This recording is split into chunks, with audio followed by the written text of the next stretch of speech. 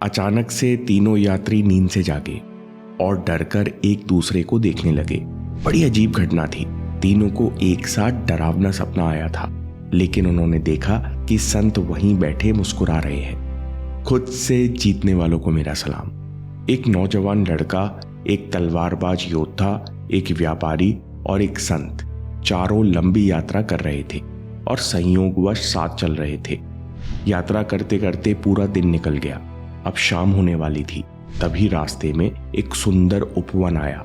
फूलों से भरे इस उपवन में एक बड़ा सा पेड़ था। पेड़ के नीचे सोने के लिए मजबूत चबूतरा भी बना था। सबने अच्छी व्यवस्था देखकर इसी उपवन में रात गुजारने का फैसला किया। लेकिन अचानक संत ने कहा, यहाँ रुकना ठीक नहीं है, आगे और भी जगह मिलेगी, हम वहां रुकते हैं। लेकिन योद्धा ने कहा, क्या पता आगे कैसी व्यवस्था होगी, मेरे होते हुए आपको किस बात का भय। संत ने कहा, ठीक है, आप सब लोग जैसा चाहो। फिर चारों यात्री उसी विशाल पेड़ के नीचे चबूतरे पर लेट गए। चारों थकान में चूर थे, इसलिए जल्द ही सो गए। अभी कुछ ही समय हुआ था कि अचानक 3 व्यक्ति नींद से घबराकर जाग गए। तीनों के साथ कुछ अजीब हुआ था। तलवारबाज योद्धा, जो अभी थोड़ी देर पहले शांति से सो रहा था, वो बेहद परेशान और डरा हुआ था। समझदार व्यापारी के चेहरे से पसीना टपक रहा था और जवान लड़का भी उदास बैठा हुआ था। तीनों ने देखा कि संत सो रहे हैं और नींद में मंद मंद मुस्कुरा रहे हैं। तीनों संत को देखकर बड़े हैरान हुए, लेकिन क्या करते। तीनों ने दोबारा सोने की कोशिश की।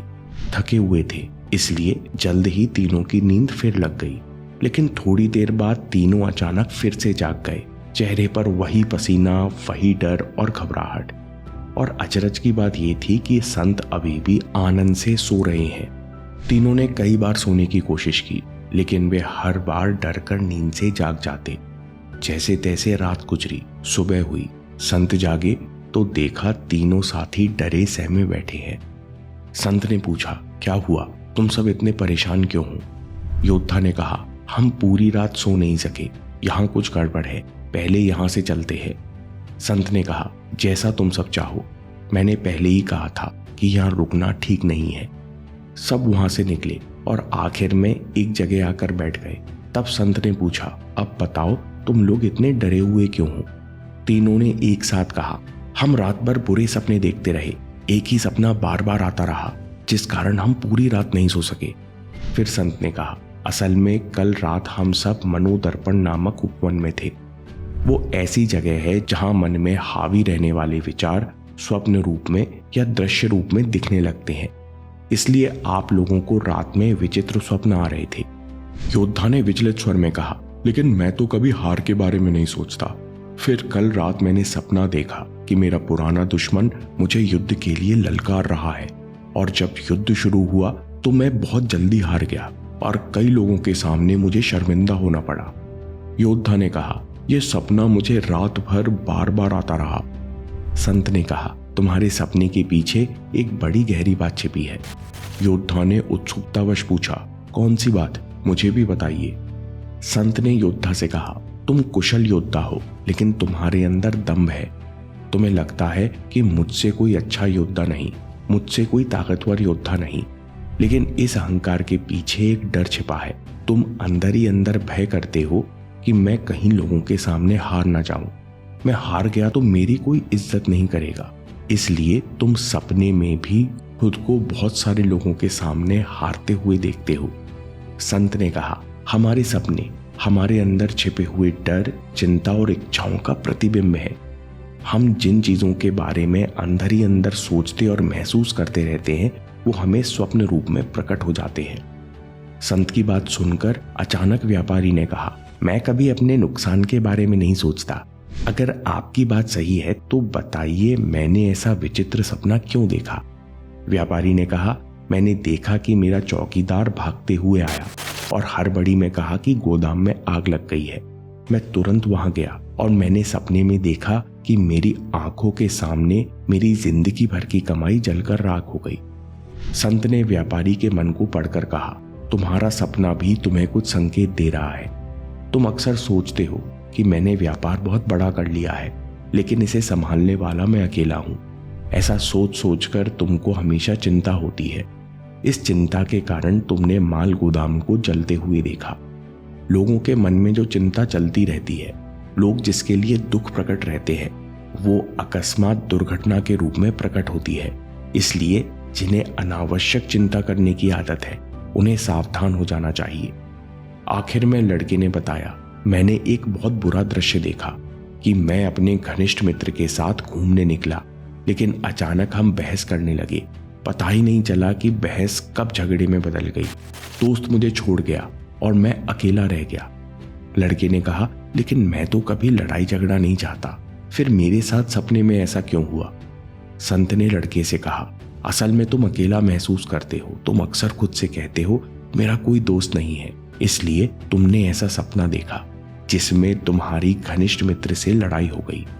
संत ने कहा, सबसे बड़ी कमजोरी मन में पैदा होती है। जो लोग खुद के प्रति हीन भावना रखते हैं, वो हमेशा दुखी रहने का कारण ढूंढ लेते हैं। सब लोग संत की बात सुनकर शांत हो गए। फिर अचानक लड़के ने उत्सुकतावश पूछा, लेकिन आप भी तो वहीं थे, तो फिर आप नींद में क्यों हंस रहे थे? आपको किस प्रकार का सपना आया? संत ने कहा, जब मैं सोया तो मैं सब लोगों के लिए प्रार्थना करके सोया था कि सब जहां भी हैं खुश रहें, सबका मन आनंद और शांति से भरे।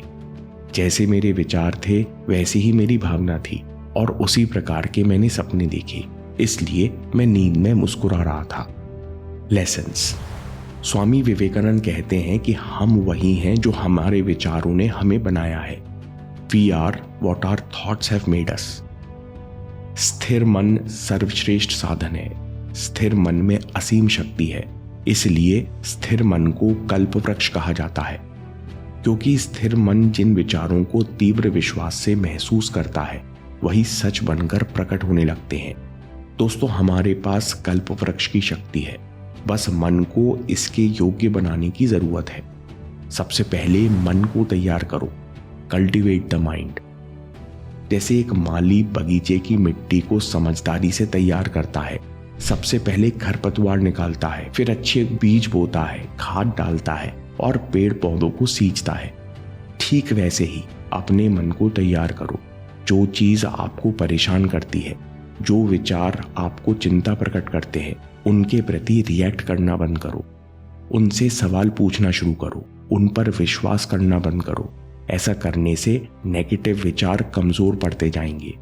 इसके बाद अपने मन की मिट्टी में अच्छी खाद मिलाओ। खुद से कहो, मैं हमेशा चिंता और डर के विचारों से मुक्त हूं। ये मेरी मर्जी के बिना मुझे छू भी नहीं सकते। इसके साथ साथ विचार शक्ति को दिशा दो। स्वामी विवेकानंद कहते हैं, ये विचार हैं जो मन की शक्ति को दिशा देते हैं। इसलिए अपने मन को श्रेष्ठ और सकारात्मक विचारों से भरो। हर दिन हर समय सकारात्मक विचारों पर ही मनन करो, क्योंकि एक पॉजिटिव विचार अपने साथ कई पॉजिटिव विचारों और कर्मों को साथ लेकर आता है। स्थिर और सकारात्मक मन को आप अपने कर्मों से सींचो। ऐसा करने से ये मन कल्प वृक्ष बनता जाता है और आप अपना जीवन सर्वश्रेष्ठ और सुंदर बना सकते हो। दोस्तों, आपके अंदर हिमालय की शांति बसी है और आपको इसे पाने के लिए कहीं जाने की जरूरत नहीं। ऑटोबायोग्राफी ऑफ ए योगी में ऐसी ही कहानी देखिए। एक संत ने एक जवान लड़के को मन का शोर शांत करने का रहस्य बताया। इस वीडियो से आपको अंदर की शांति खोजने में मदद मिलेगी। और याद रखिए, आपके समय से कोई वीडियो, कोई ऐप, कोई न्यूज़ कीमती नहीं है। मैं काम के किस्से लाता रहूंगा। हम जीतेंगे।